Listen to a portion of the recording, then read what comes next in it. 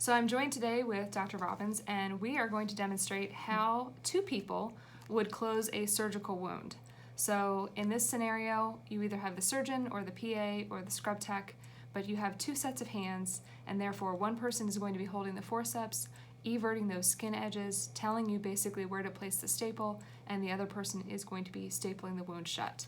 Typically you would have a wider stapler, similar to the one that you have in your kit. There's more fancy ones that they sometimes have in the operating room. However, they're typically still a wider staple as these would be.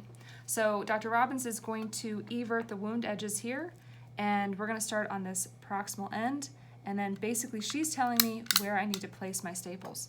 She's going to walk the skin edges back, continuing to evert those wound edges,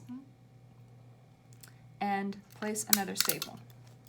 And what you want to do is you want to ensure that a couple of things. Number one, that your staples are relatively evenly placed, and number two, that they're rather symmetrical to the wound themselves.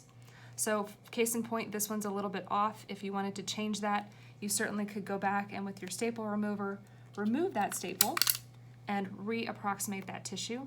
But you want to make sure that, most importantly, your wound edges are well everted. They're going to have slight edematous changes simply due to the fact, and you don't want to staple your colleague into the wound, simply due to the fact that you cut through that area and it's going to have a little bit of swelling to that subcutaneous tissue. We're going to put one more in here.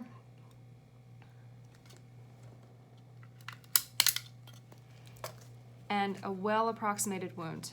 You can fix this one. If I wanted to fix that one, I could actually just take my staple remover. Again, similar to the lecture we just talked about, you want to push down with your thumb, changing that C to an M.